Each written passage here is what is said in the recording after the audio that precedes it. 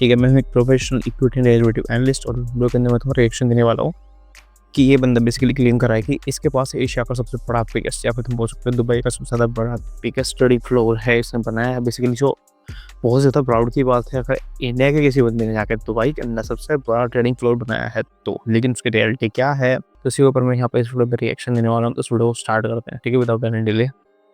Dubai में अब खुलने वाला है एशिया का सबसे बड़ा ट्रेडिंग फ्लोर।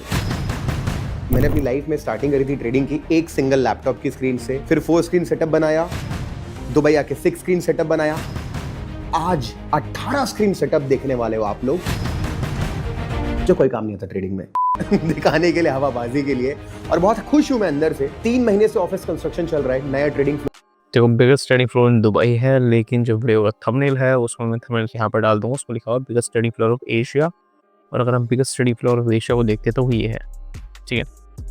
यहाँ पर लिटरली हांगकांग के अंदर ऑलमोस्ट मेरे लाइक 200-250 बंदे होंगे, एक ट्रेडिंग फ्लोर पर बैठे हुए होते हैं और ट्रेड कर रहे होते हैं, ठीक है। यहाँ पे सारे बंदे इनके अलग अलग डेस्क हैं। यहाँ पे मेजर जो भी इंडेक्स है, चाहे स्टॉक है चाहे कॉमोडिटीज के प्राइसेस चेंज हो रहे हैं और उसी के अकॉर्डिंग यहाँ पे सारे चीज बंदे इन प्राइसेस को देख के यहाँ पर ट्रेड मार रहे हैं।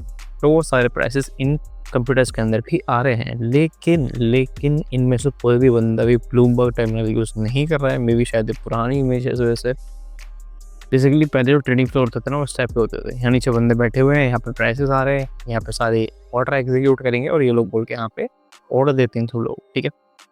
बेसिकली इसी को फ्लोर ट्रेडिंग बोलते हैं, जहाँ पे एक फ्लोर के अंदर ये सारे ब्रोकर इकट्ठे होकर अपने क्लाइंट्स के लिए ऑर्डर देते हैं, सिग्नल देते हैं एक्सचेंज को। एक्सचेंज फिर उन ऑर्डर्स को रिकॉर्ड करता है। उसके बाद जो एक ब्रोकर है उसको वो सारे स्टॉक्स आते हैं, फिर ब्रोकर उनको क्लाइंट्स को डिस्ट्रीब्यूट करता है। वो सब पुरानी चीज़ है, ठीक है, पर पहले ये सब चीज़ें होती थी और इसी को हम बोलते थे ट्रेडिंग फ्लोर, ठीक है।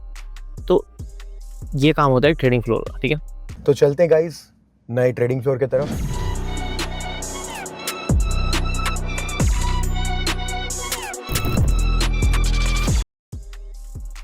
देखो, एक चीज़ बताना चाहता हूँ मैं तुम्हें, ठीक है। पहले से पहले तुम्हें लगे कि मैं बहुत ही ज़्यादा नेगेटिव वे में जा रहा हूँ, या फिर तुम्हें फूल लगे कि मैं एक नैरेटिव बिल्ड करने की कोशिश कर रहा हूँ, एक नेगेटिव इमेज बिल्ड करने की कोशिश कर रहा हूँ। उससे पहले मैं तुम्हें कुछ ये बताना चाहता हूँ कि बहुत ज़्यादा इंपॉर्टेंट है, तुम्हें पता होनी चाहिए। जब भी हम ट्रेडिंग को लेते हैं, ट्रेडिंग के रिलेटेड बहुत सारे स्कैमर चल रहे हैं, फिर बहुत सारे यूजलेस क्रिएटर चल रहे हैं, ठीक है, ट्रेंड के ऊपर। मैं ये नहीं कह रहा हूँ कि ये बंदे यूजलेस है या फिर कोई और बंदे यूजलेस है।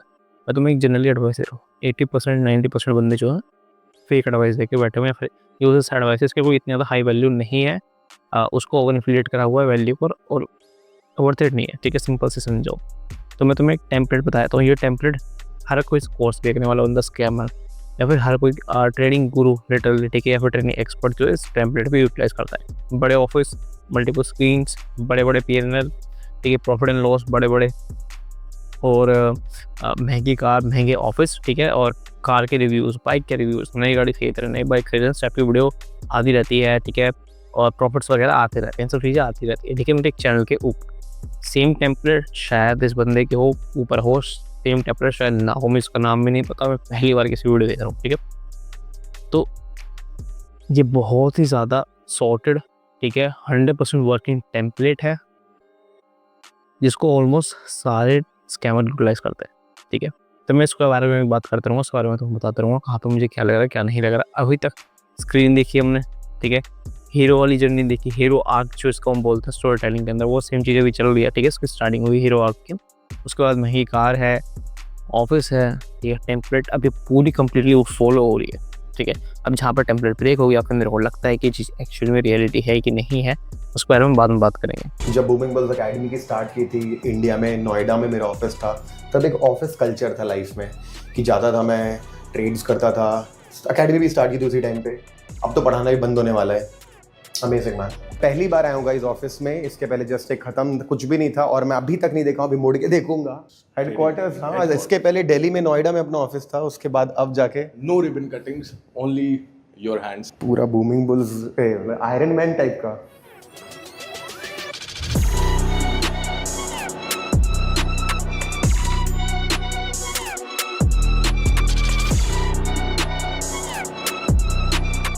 अरे बाप रे, Forget about this, bro. क्या? Don't do it. मैंने बहुत सारे ट्रेडिंग फ्लोर देखे हैं, बहुत सारे इंस्टीट्यूशनल इन्वेस्टर्स देखेंगे, फर्म्स वगैरह देखेंगे, रिसर्च एनालिसिस करी हुई है उनके साथ, ठीक है, रिपोर्ट वगैरह भी लिखे इक्विटी और डेरिवेटिव्स के ऊपर। आज तक कभी भी ऐसा ट्रेडिंग फ्लोर मैंने नहीं देखा जो इतना ज़्यादा मतलब शो वाला हो, ठीक है।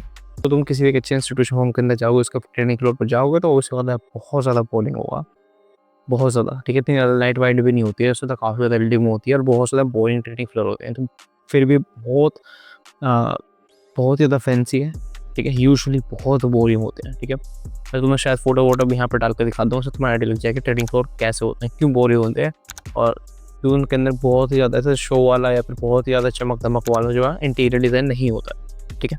तुम देख सकते हैं, यहाँ पर फोटो वगैरह में डाल दूंगा। यूजुअली क्या होता है, कोई भी एक अच्छा ट्रेडिंग फ्लोर है या फिर किसी भी एक अच्छी इन्वेस्टमेंट फर्म के अंदर जो है कंप्लीट प्राइवेसी दी जाती है। Complete privacy in the sense जो ट्रेडिंग फ्लोर पे जहाँ पे जो ऑर्डर्स को एग्जीक्यूट कर रहे हैं वहाँ पे उनको एक इनफ लेवल ऑफ प्राइवेसी मिलती है जो इन ग्लास डोर्स की वजह से नहीं मिलने वाली है।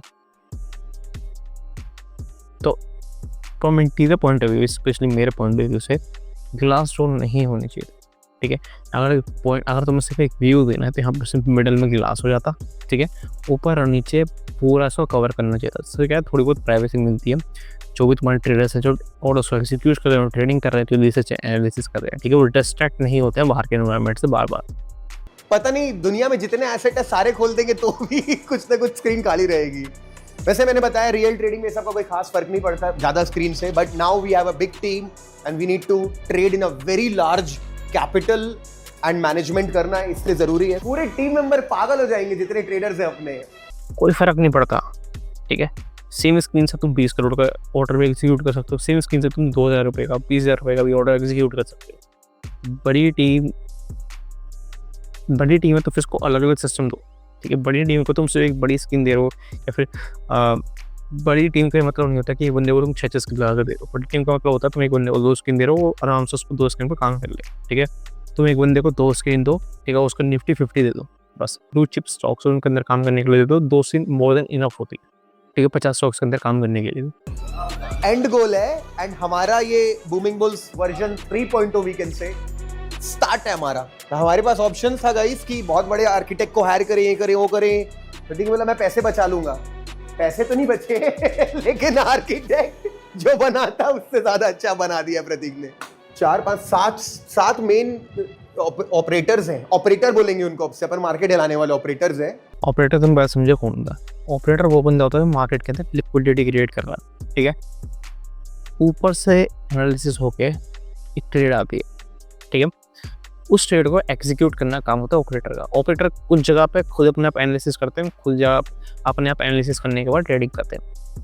कुछ जगह पे ऑपरेटर जो होते हैं सिर्फ लिक्विडिटी का काम करने का, लिक्विडिटी बनाने का काम करते हैं मार्केट के अंदर, या फिर खुद मार्केट के अंदर एक पोजीशन बनाने का काम करते हैं। बेसिकली उनका क्या काम होता है कि मार्केट के अंदर इनफ लिक्विडिटी नहीं है कि ऑर्डर एग्जीक्यूट हो पाए, तो इसलिए वो क्या करते हैं स्टॉप लॉस वगैरह हंटिंग चालू कर देते हैं, या फिर बहुत सारी टेक्निक्स को यूटिलाइज करते हैं जिससे जो मार्केट के अंदर लिक्विडिटी क्रिएट होती है, ठीक है। तो जैसे बस उनको एक पर्टिकुलर प्राइस पॉइंट है या फिर एक पर्टिकुलर लेवल है, ठीक है, उस लेवल पे मार्केट के अंदर जो स्टॉक्स को खरीदना है 100 रुपये के लेवल में मान लेते हैं, तो वो ऑब्वियसली क्या करेंगे यहाँ पे कि अगर वो 100 रुपये पे एक्सिक्यूट करने चले कर देंगे ऑर्डर बाइंग के, ठीक है, तो जो प्राइस है बहुत जल्दी रैपिडली इंक्रीज होगा। अब रैपिडली प्राइस इंक्रीज हो रहा है तो जो रिटेल इन्वेस्टर हैं, जो नॉर्मल इन्वेस्टर्स हैं और जो अदर ऑपरेटर्स हैं मार्केट के अंदर, वो भी एक्टिव हो जाएंगे मार्केट के अंदर, ठीक है, इंटरेस्ट दिखाएंगे वहाँ, वो भी डिमांड डालनी चालू करेंगे धीरे धीरे, बिकॉज स्टॉक्स अच्छा परफॉर्म कर रहा है, ठीक है। बिकॉज जो भी एक ऑपरेटर होगा ऑब्वियसली बात है फंडामेंटल रिसर्च एनालिसिस सारी चीज़ें करने के बाद ही ऑर्डर एग्जीक्यूट करेगा, बैंक का ऑर्डर डालेगा। तो कंपनी के फंडामेंटल अच्छे हैं और लोग आएंगे मार्केट के अंदर डिमांड क्रिएट करेंगे और प्राइस और ज़्यादा बढ़ता जाएगा।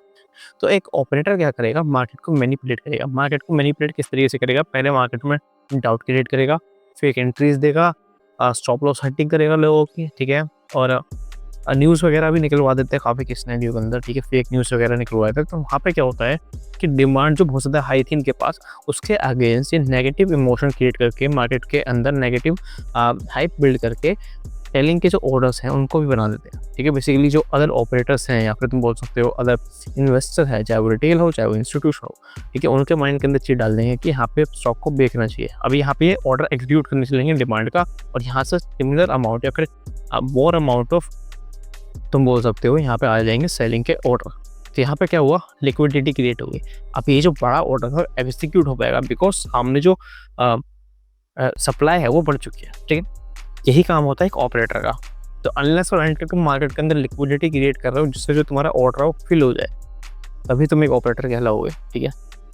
वरना तुम ऑपरेटर नहीं कहलाओगे। अगर तुम अपने क्लाइंट का पोर्टफोलियो मैनेज कर रहे हो, ठीक है, तो अपने क्लाइंट्स को एडवाइस दे रहे हो इन्वेस्टमेंट वगैरह की, या तो तुम इन्वेस्टमेंट एडवाइजर या फिर तुम पोर्टफोलियो मैनेजर, तुम एक ऑपरेटर नहीं हो। सिंपल सी बात है।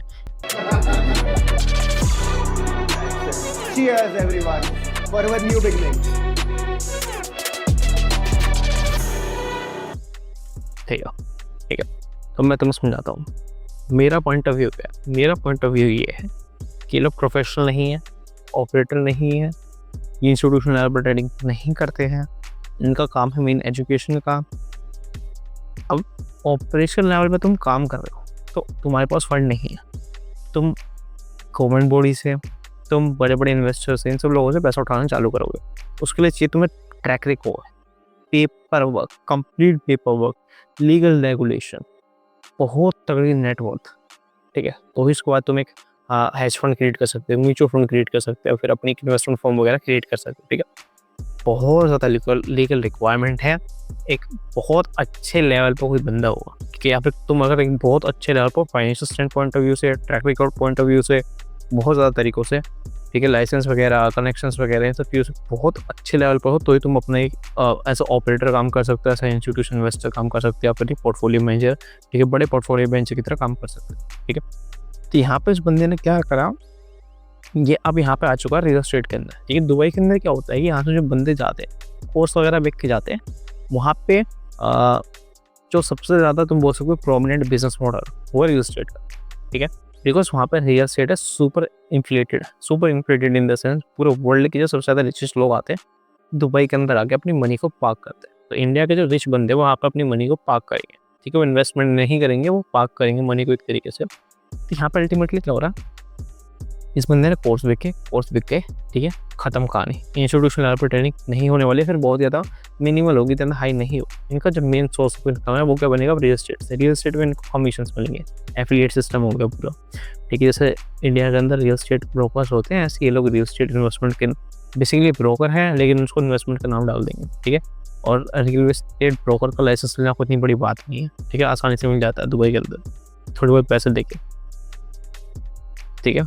As related to building and mutual fund, hedge fund या फिर कोई भी एक इंस्टीट्यूशन फॉर्म, ठीक है, उसको क्रिएट करना बहुत ज़्यादा कॉम्प्लेक्स, बहुत ज़्यादा डिफिकल्ट है एज कम्पेयर टू एक रियल एस्टेट बिजनेस या फिर रियल एस्टेट रिटेलर बनने का जो पूरा बिजनेस मॉडल है वो बहुत ज़्यादा ईजी है दुबई के अंदर, ठीक है। उसमें अच्छा खासा मार्जिन भी है और वो इतना हाईली कॉम्पिटिटिव नहीं है as compare to financial market, जहाँ पर पूरे वर्ल्ड में सबसे ज़्यादा टॉप हाईएस्ट स्मार्टेस्ट और सबसे ज़्यादा टेक्निकली एडवांस लोगों से तुम कॉम्पीट कर रहे हो, ठीक है।